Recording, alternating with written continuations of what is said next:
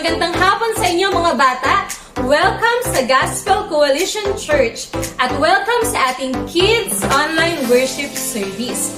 Hello nga pala sa mga kids na nanonood sa atin sa San Pablo, sa P. Alcantara, sa San Gabriel, sa San Lucas, sa San Pedro, at saan mang lugar dito sa San Pablo. Welcome and hello sa inyo mga bata. Hello din sa mga kids from Nagcarlan. Hello, hello, hello! At syempre kay Teacher Melay dyan sa Nagcarlan. Hello, Teacher Melay!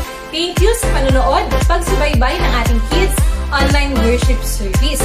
At sa mga kids din from Valenzuela, from Cavite, at sa ang panig man ng Laguna at buong Pilipinas, maging sa abroad na nanonood sa atin ngayon ng mga bata. Hello, hello sa inyo and welcome to Gospel Coalition Church and welcome to our Kids Online Worship Service. So, kumusta naman kayo kids? Bakasyon na ba kayo sa school? Or hanggang ngayon meron pa kayong tinatapos na module? Oops! Sunday ngayon, kaya dapat magpahinga tayo sa paggawa ng module dahil tayo ay sasamba at magpupuri sa ating Panginoon. Yan, kids! Excited na ba kayo sa ating mga gagawin for this day? Wow! Very good! Excited na rin ako sa ating mga gagawin for today. So tayo ay mag-aawitan, tayo ay sasayaw, at syempre makikinig ng salita ng Diyos sa ating Bible story. At handa na rin ba kayo sa ating memory verse at review questions? Wow! O siya kids! Get ready na sa ating Kids Online Worship Service dahil sa ilang sandali ay tayo ay magsisimula. So kids, see you sa lahat ng ating gagawin for this afternoon. Hello kids! So tayo ay magsisimula na sa ating Kids Online Worship Service. So tayo ay magsisimula syempre sa isang panalangin. So kids, samahan niyo ako sa ating pananalangin. Ang lahat ay tumayo, tayo ay yumuko, at tayo ay pumikit. And let us pray.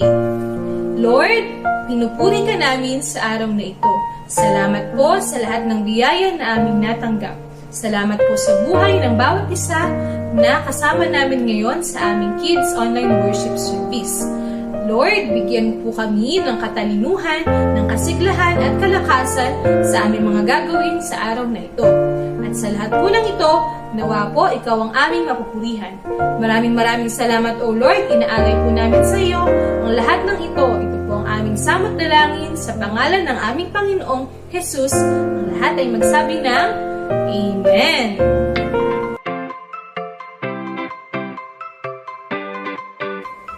So hello kids! It's me again, Ate Ella. At meron lamang akong ilang paalala sa inyo. So palaging tandaan ang schedule ng ating Kids Online Worship Service ay every other Sunday. So ang anong oras kids? Every 1 p.m. via Facebook Live. So antayin nyo lamang ang link na isasend namin every Sunday sa ating GC or pwede nyo i-follow ang ating Facebook page at Gospel Coalition Church. So meron din tayo niyan sa YouTube. So ang ating susunod na Kids Online Worship Service ay sa darating na August 2 at 1 p.m. So huwag niyong kakalimutan yan ha, kids! And then, sa lahat ng kids na may birthday ngayong month of July, so happy birthday sa inyo! Sa lahat ng nag-celebrate, happy birthday! O kids, ready na ba kayo sa ating pag-aawitan at pagsayaw? Yan! Sige, let's get ready to worship the Lord through our song and dance.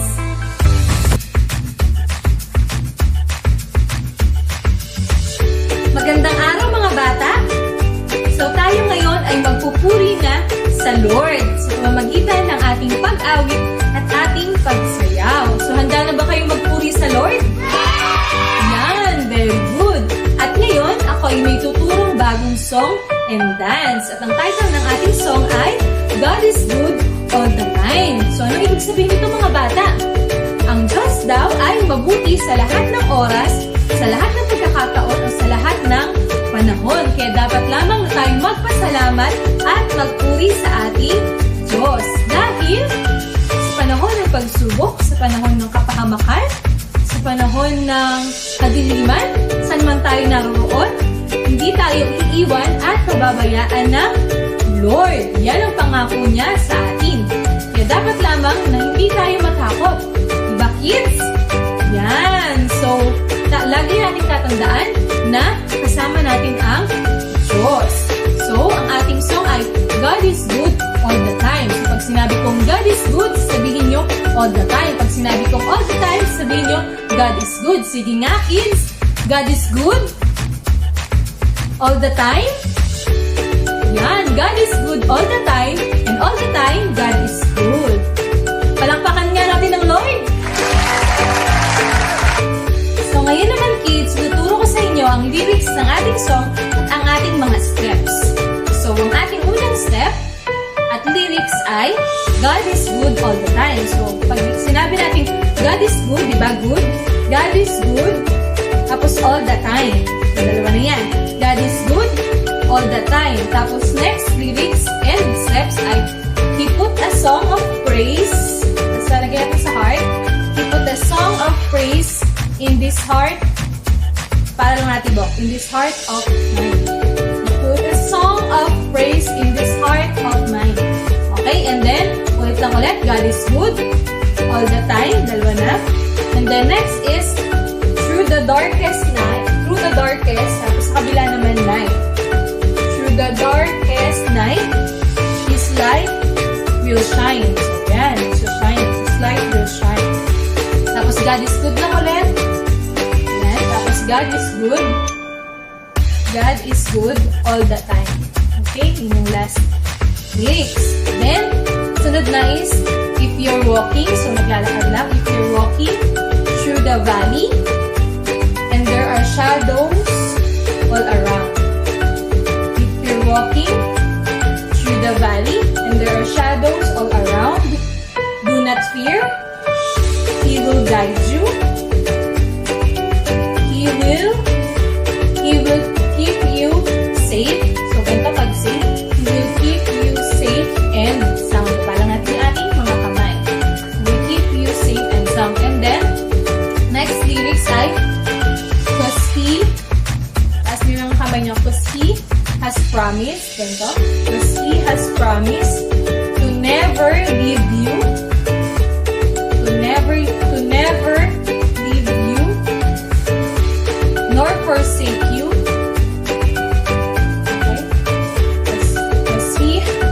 Promise to never leave you nor forsake you, and His words is true. So, parang Bible lang. Diba? Yung word ng Lord ay galing sa Bible. And His word is true. At yun ay totoo. Then, ulit ang ulit, God is good all the time. Then, ulit ang ulit, you put a song of praise in this heart of mine. God is good all the time. Through the darkest night, His light will shine. God is good. God is good all the time. Tapos dun sa last lyrics ng song natin, mayroong God is good, He's so good. God is good, He's so good. Tapos yung next na is, snap lang kayo ng finger. God is good, He's so good. God is good, He's so good. Tapos turn around back all that time. Tapos taas nyo yung kamay nyo and then shake. Okay? Okay, kids, nakuha nyo ba yung song and steps natin? Yan, ready na ba kayong sumayaw? Yan, get ready to move and to sing and dance.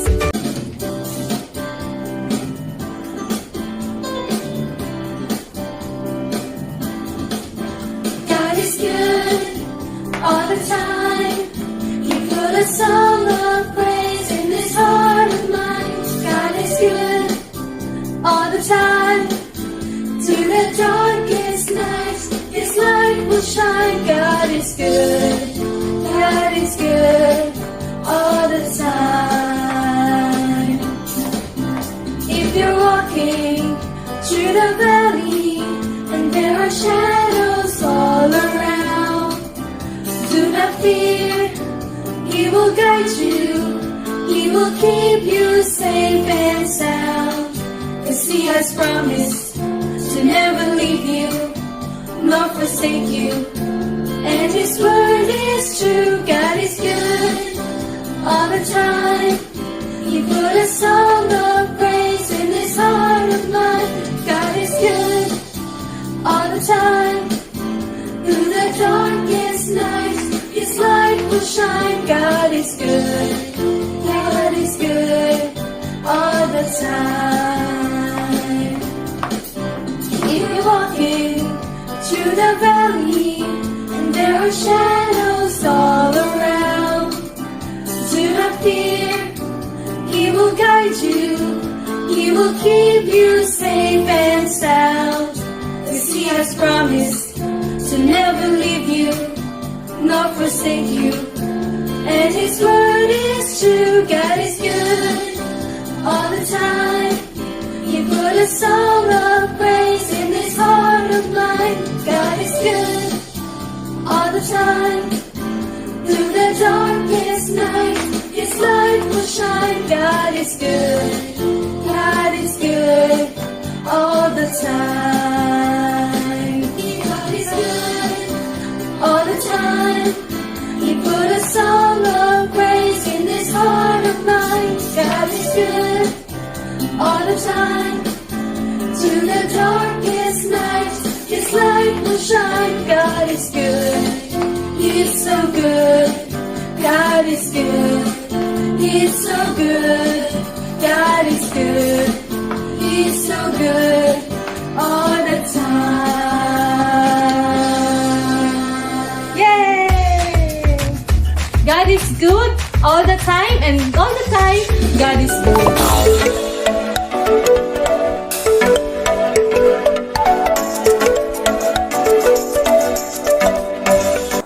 Ang hagdan patungong langit. Genesis 27 verses 42 to 45, chapter 28 verses 10 to 30, verse 24 and 43. Nalaman ni Rebecca ang balak ni Esau na patayin si Jacob. Kaya sinabihan niya si Jacob na kaagad umalis at magtungo sa Haran, kung saan nakatira ang tiyo niyang si Laban. Doon ka muna tumira habang pinapalipas mo ang galit ng kapatid mo. Kapag maayos na ang lahat, ipapasundo kita. Ayokong pareho kayong mawala sa akin, sabi ni Rebecca. Kaya iniwan nga ni Jacob ang tahanan nila sa Beersheba at naklakbay patungong Haran. Paglubog ng araw, tumigil siya sa isang lugar.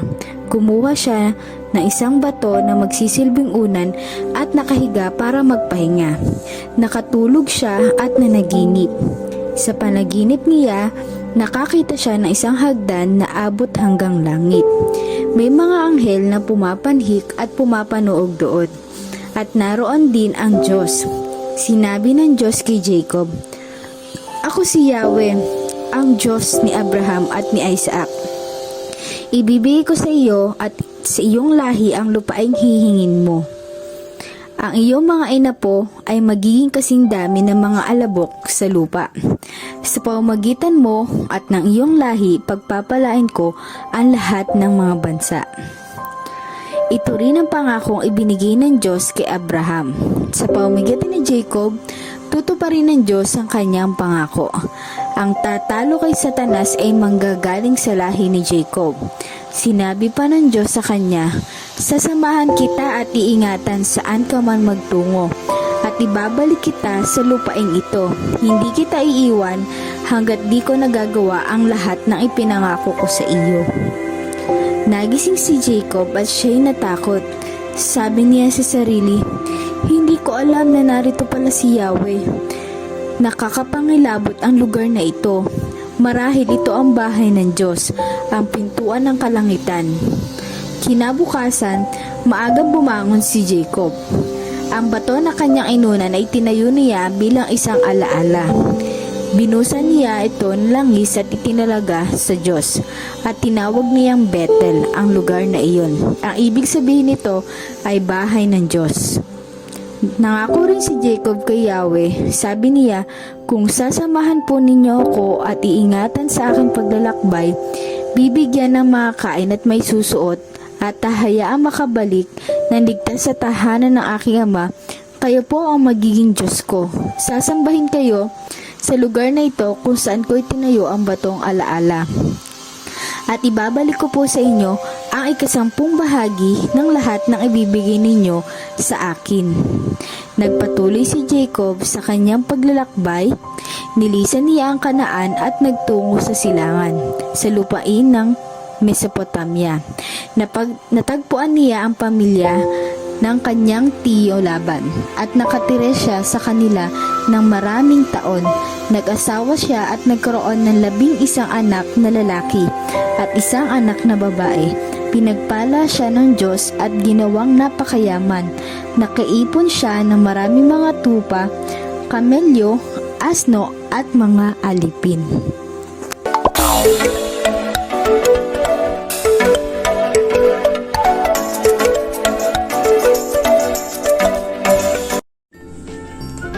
Hello kids! Kamusta kayo dyan?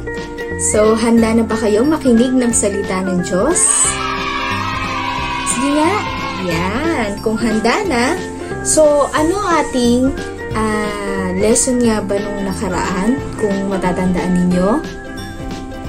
Sinong teacher? Si Ate Jen. So, si Teacher Jen ang nagturo nung nakaraan. So, ang kanyang itinuro ay tungkol pa rin kay Iso at kay Jacob. Kung saan nakuha ni Jacob yung basbas ng kanyang ama. Kaya ganun na lamang ang galit ni Iso sa kanyang kapatid.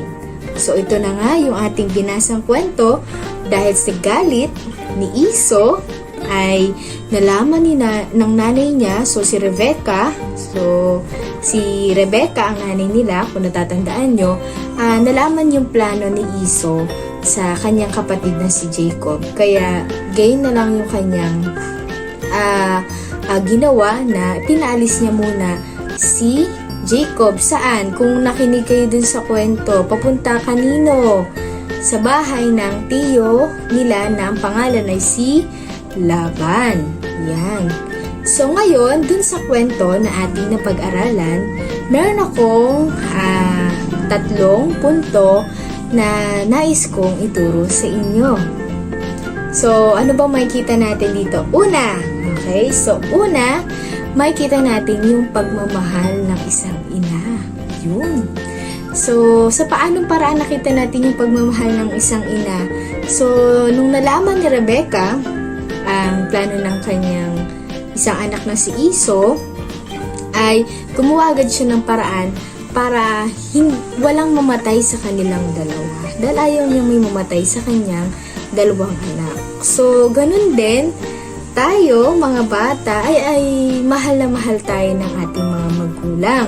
So, ayaw nila tayo mapapahamak, kaya may mga pagkakataon na may pinagbabawal sila, o kaya may instruction o may sasabihin na ganito ang gagawin, ganyan, para hindi tayo mapahamak.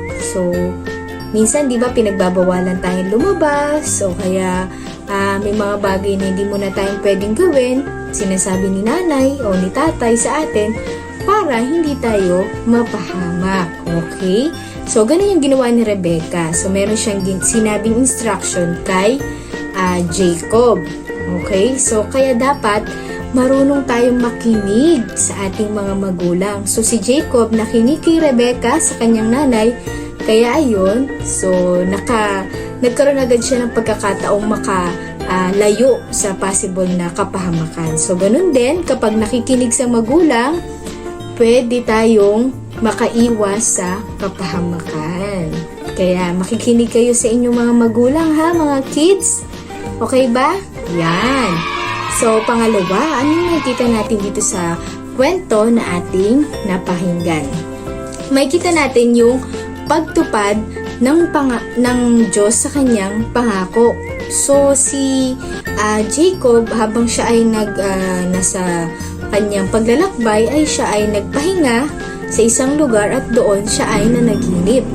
So, noong unang panahon, ang Diyos, kapag gusto niya makausap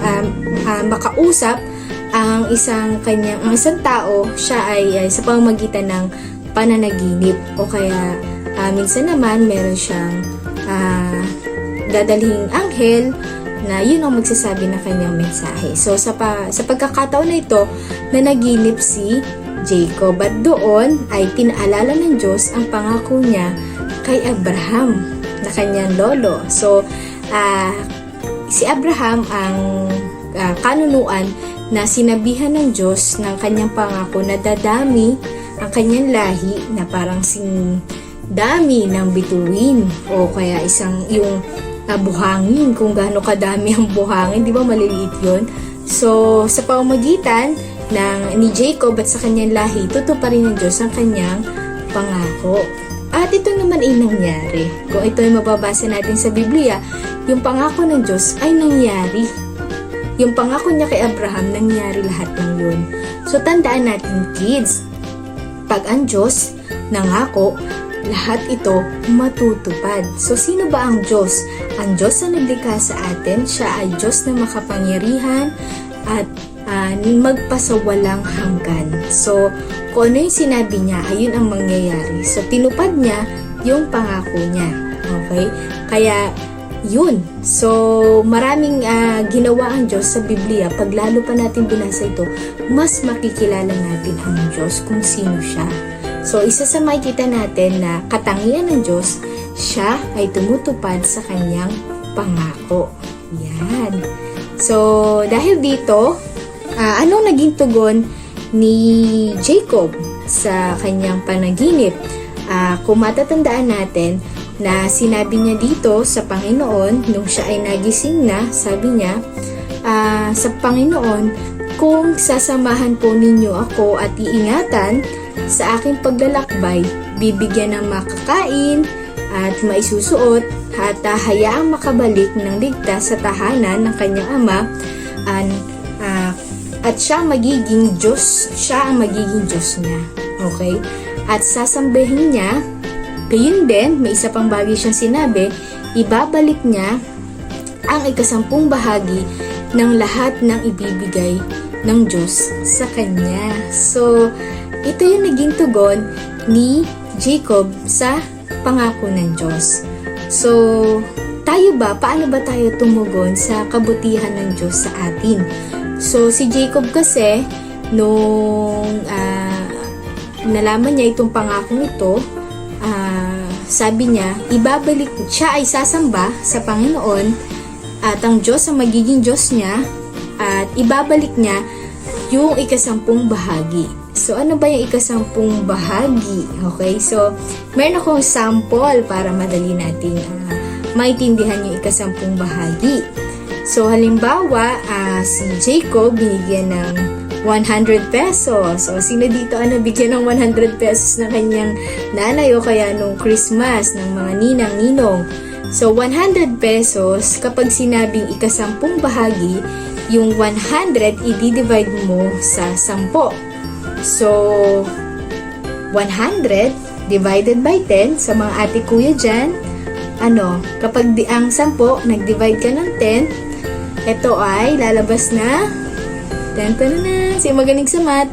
10.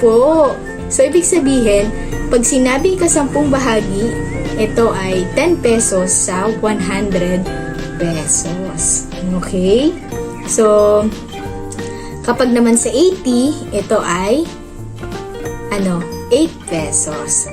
So, tandaan natin, may kanya-kanya tayong pamamaraan para maibalik natin yung kabutihan ng Diyos. So, si Jacob, ang kanyang pamamaraan na ibabalik niya yung 10 bahagi ng lahat na ibinigay sa kanya. So, sa atin, mga bata, total, hindi pa naman kayo kumikita, kagaya ng mga magulang nyo, kaya kagaya namin nila, teacher nyo, paano ba natin maibabalik yung mga bagay na binibigay sa atin ng Diyos?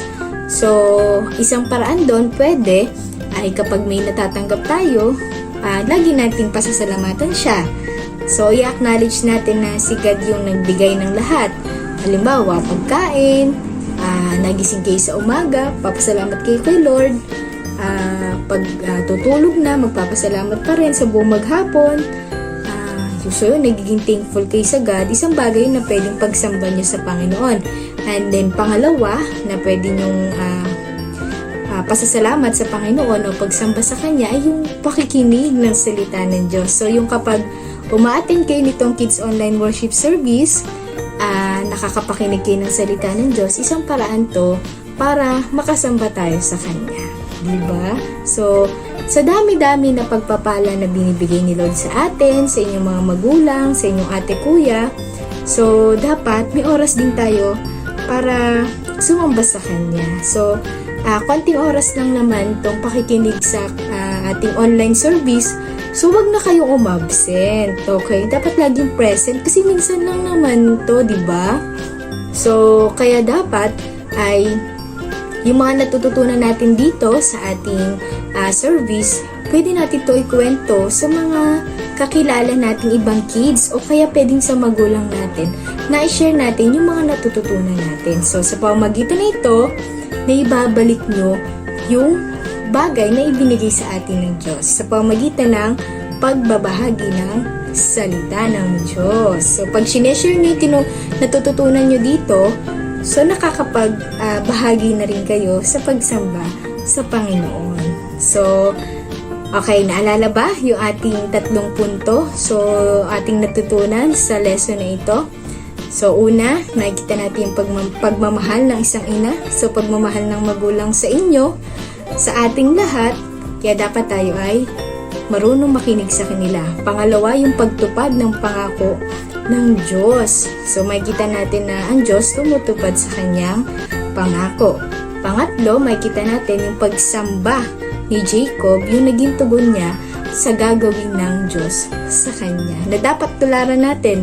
So, ibalik natin yung nararapat na pasasalamat at pagsamba sa Panginoon. So, I hope this week, ma-apply natin itong ating pinag-aralan sa araw na ito.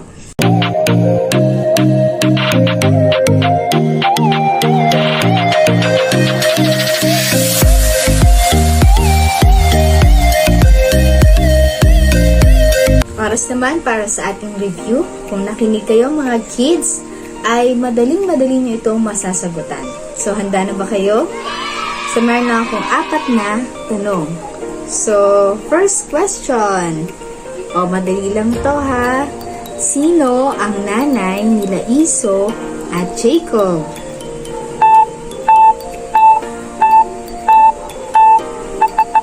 Yan. So, tama. Ang pangalan ay si Rebecca. Okay? Pangalawa. Sa paanong paraan nakausap ng Diyos si Jacob?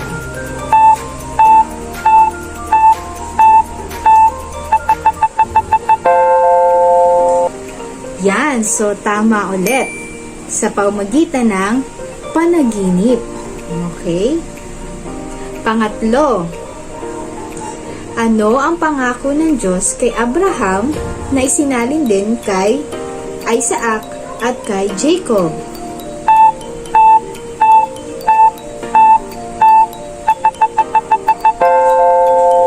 Yan, so tama, so sila ay dadami, magiging kasing rami ng buhangin or alabok ng lupa.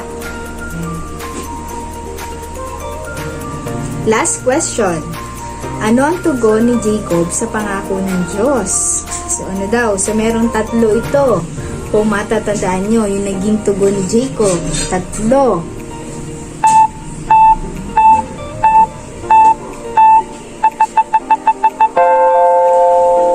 Okay? So, ito. Isa-isahin natin kung tama kayo. Una, magiging Diyos niya ay si Yahweh o yun si God na kausap niya sa panaginip. Pangalawa, sasambahin niya ang Diyos.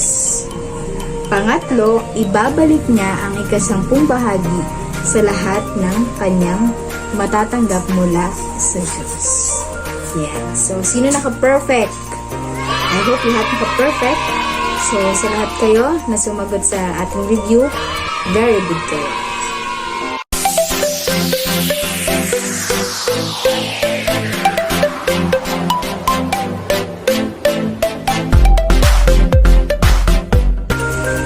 Okay, oras naman para sa ating memory verse. So, I hope ay naalala niyo pa yung mga nakaraan nating memory verse.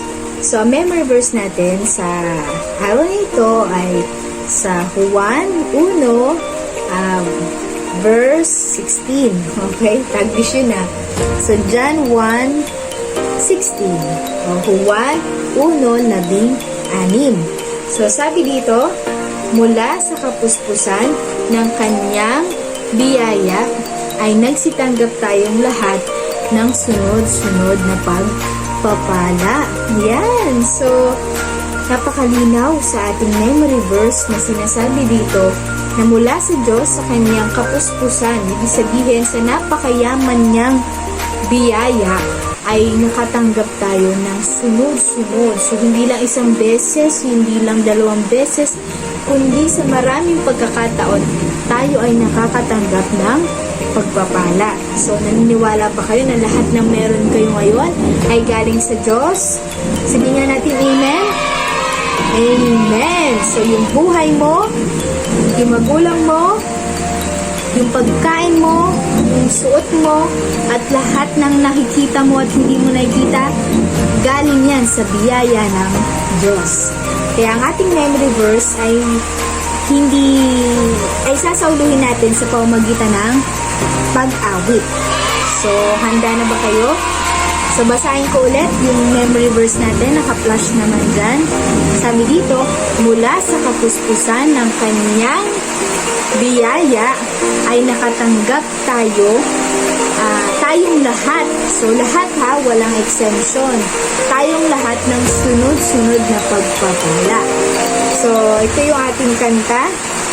Okay, sabi dito, kung matatandaan natin yung tono, mula sa kapuspusan ng kanyang biyaya ay nagsitanggap tayong lahat ng sunod-sunod na pagpapala. Yun. Okay, so ulit. 1, 2, 3, go. John 1:16. Mula sa kapuspusan ng kanyang biyaya ay nagsitanggap tayong lahat ng sunod-sunod na pagpapala. John 1:16. Yan. Okay. So, ulit, para matandaan natin yung tono. 1, 2, 3, go. John 1:16. Mula sa kapuspusan ng kanyang biyaya ay nagsitanggap tayong lahat ng sunod-sunod na pagpapala. John 1:16. Mula sa kapuspusan ng kanyang biyaya ay nagsitanggap tayong lahat ng sunod-sunod na pagpapala. John 1:16. Yun. So, kayo nga. Okay? So, you're ready dyan? Naka-flash? So, kantahin nyo nga yung ating memory verse. 1, 2, 3, go!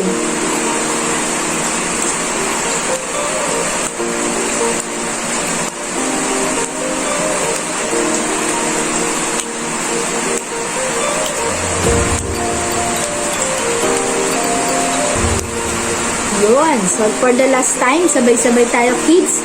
So, wala na tong naka-flash na sa screen nyo na memory verse. Dapat ay masaulo nyo na. So, ready? John 1:16. Mula sa kapuspusan ng kanyang biyaya ay nagsitanggap tayong lahat ng sunod-sunod na pagpapala. John 1:16. Okay. So, I hope yung memory verse natin today na ating inawit ay huwag niyong malilimutan na lahat ng pagpapala ay galing sa biyaya ng Diyos. Bye, kids!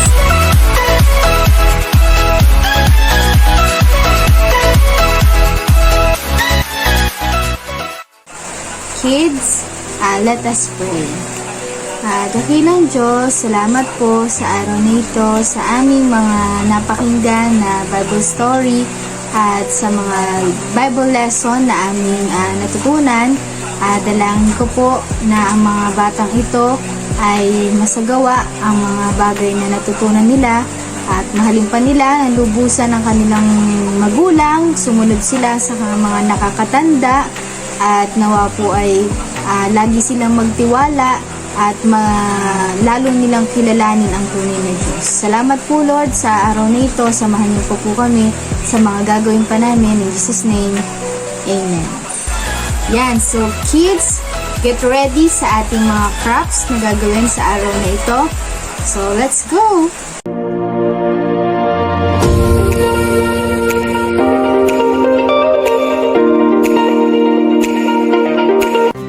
Hello kids! Nag-enjoy ba kayo sa inyong Bible story kanina? Yan, very good! So tayo ngayon ay nasa Arts and Crafts time na! Excited na ba kayo na gumawa ng Arts and Crafts? Yan, ako din ay excited lang magturo sa inyo. So ang ating activity ay related sa napakinggan nyo kanina, patungkol sa panaginip ni Jacob. Ano nga ang laman ng panaginip niya? Yan, tama. Very good. So, ito ay tungkol sa isang hagdan patungong langit. At ano at sino ang nakita niya roon? Mga anghel. At naroon din daw ang Diyos. So, ngayong araw na ito, tayo ay gagawa ng isang hagdan na may mga anghel. At ito ay gawa sa makukulay na papel. So, excited na ba kayo, kids? Sige, simulan na natin ang ating activity for today. So, ang kailangan niyong mga material ay construction paper or colored papers. Ayan. So, pwedeng isang kulay lang or madaming kulay, depende sa gusto nyo. So, kailangan din natin ng bond paper. Okay, so kailangan din natin ng double-sided tape, or kung wala kayong double-sided tape, pwede naman ang scotch tape. So, kailangan nyo rin ng glue. Okay, kailangan nyo rin ng gunting at lapis. So, meron din akong dalang coin para mamaya sa gagawin nating dino. So, kids, simulan na natin ang ating activity. So, ang una natin gagawin ay yung haligi ng hagdan. So, kuhanin natin ang ating colored paper. Tapos, doon sa dulo, so nakaslant siya ha, nakaganito. Slant. So, dito sa pinakadulo, bibilot niya lang yung paper gamit ang lapis. And then, i-glue nyo siya doon sa pinakadulo. So, kuhanin ng glue.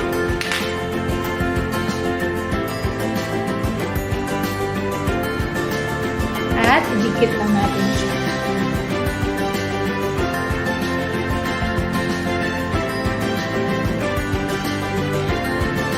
Tapos, kuhanin natin yung lapis. Ayan. So, pagkatapos, gupitin niyo yung dalawang dulo para maging pantay siya. So, gupitin niyo lang yung dulo. Yan. So, meron na tayong isang haligi. So, gagawin kayo ng ganito pa. So, pwedeng ibang kulay na papel.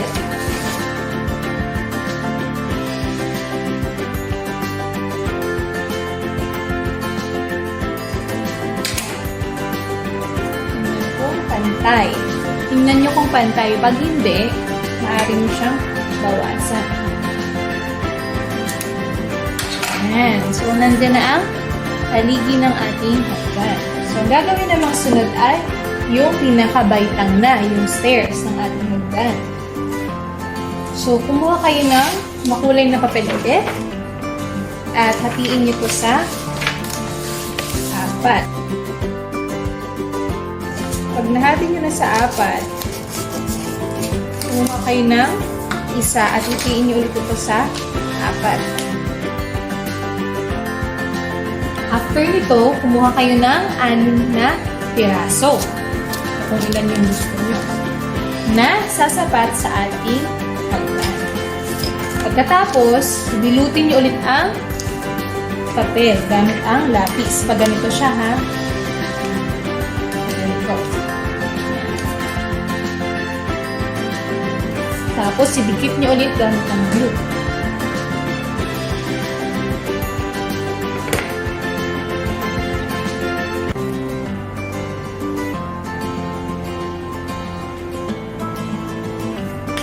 Ayan. So, ganito ang magiging itsura niya. So, kanina ay gumawa na ako ng marami. Okay?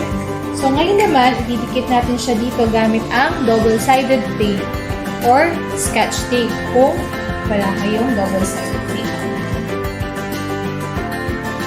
So, ididikit na natin siya sa paper.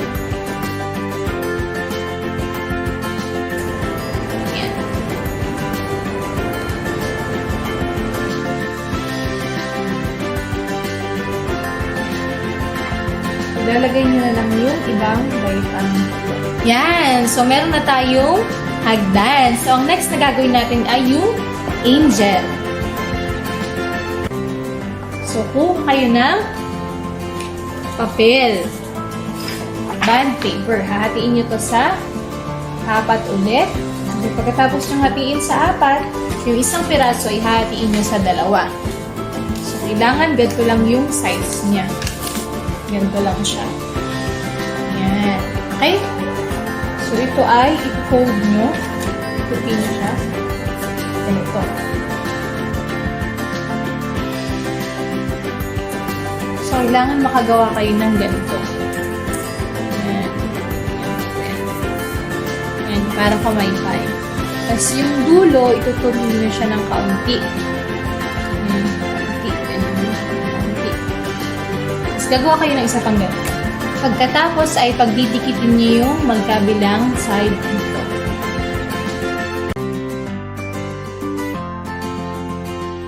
Tapos ito din ay ididikit niyo rin to. Tapos ibubukan niyo lang yung ganito niya. Ibubukan niyo lang siya. Ayan. So ito na magsisilbing katawan ng angel. Ayan. Tapos gagawa kayo ng head niya gamit ang papel. So, mag-fold lang kayo ng paper. So, kumuha kayo ng papel, tapos i-fold nyo. And then, malapit dito, gagawa kayo ng bilog.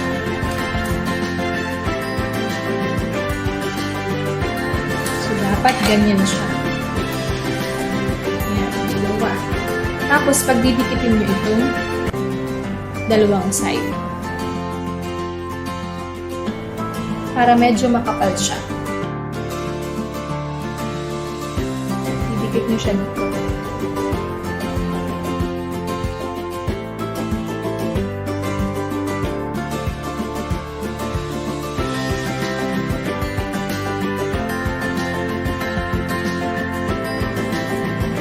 Yan. So, meron na kayong isang angel. So, gagawa pa kayo na dalawa pa nito.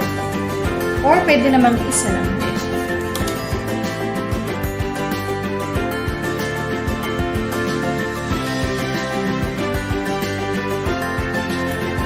Yan. Ayan. So, tapos na ang ating hagdan at ang mga anghel. Katulad ng nasa panaginip ni Jacob. So, nawa, maalala nyo ang ating lesson and Bible story through this activity. At nawa, lahat ng ating natutunan sa araw na ito ay ating isabuhay. So, nawa, patuloy nating alalahanin ang kabutihan ng Panginoon at ang kanyang mga pangako sa atin. O kids, nag-enjoy ba kayo sa ating activity for today? Yan, ako rin. Kaya isend niyo sa amin ang inyong mga ginawang arts and crafts. So, pwede niyong isend sa ating GC. Aabangan ko yan ha, kids? O hanggang sa muli! Mga bata, bye-bye!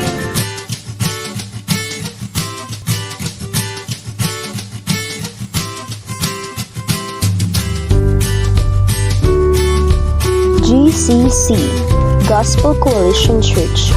Our mission is to glorify God by proclaiming the gospel until we all attain the whole measure of the fullness of Christ, sharing Christ, changing lives.